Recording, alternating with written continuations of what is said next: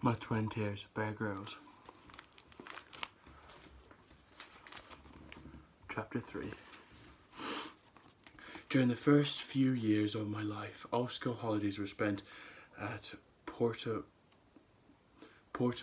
Point on the northern Irish coast, the same house where my great-grandfather Walter had lived and so near to where he died.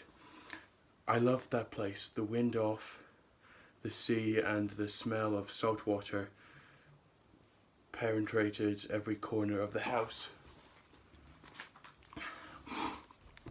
The taps creaked when you turned them, and the beds were so old and high that I could only reach mine by climbing up the bedstead. Just gonna move you there, just so you can see more.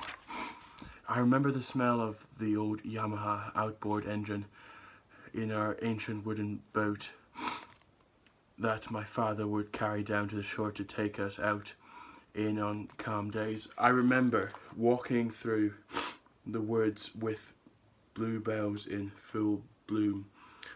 I especially loved hiding and running amongst the trees, getting my father to try and find me. I remember swimming in the cold sea and eating boiled eggs every day for breakfast. In essence, it was the place where I found my love of the sea and of the wild, but I didn't know it at the time. In total contrast, school term times were spent in London, where my father worked as a politician.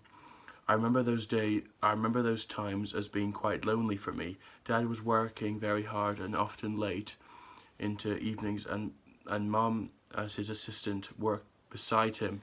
I miss just having time together as a family, and looking back, it is probably why I behaved so badly at school. I wanted attention, I guess.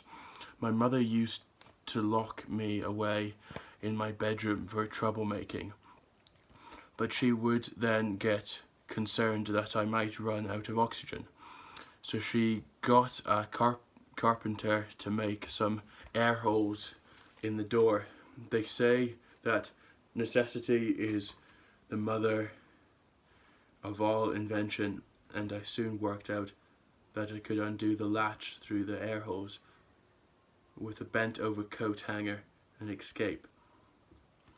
It was my first foray into the world of adapting and improvising, and those skills had served me well over the years. At the same time, I was also developing a love of the physical. Mom would take me every week to a small gymnastics pit for buddying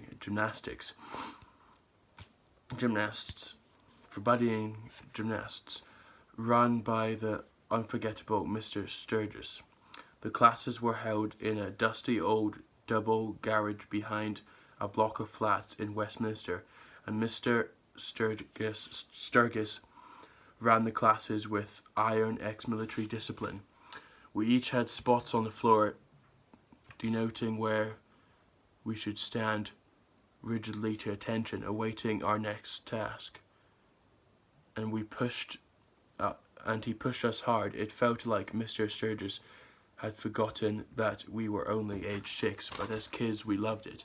It made us feel special. We would line up in rows beneath a metal bar, some 7 foot or 2 meters off the ground. Then one by one we would say, "Up please, Mr. Sturgis," and he would lift us up and leave us hanging as he continued down the line. The rules were simple. We were not allowed to ask permission to drop off until the whole row was up and hanging.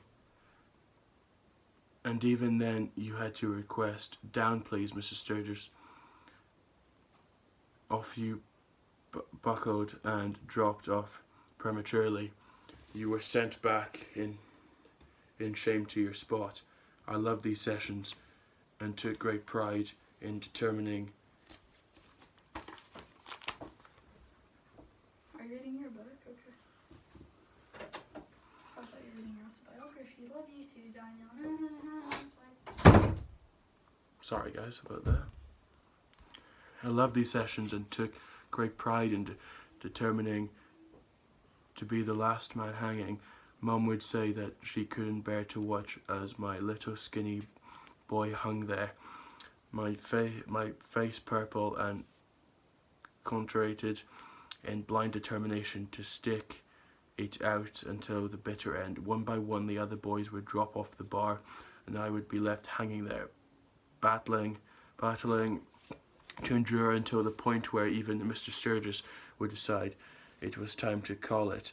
I would then scuttle back to my mark, grinding from ear to ear.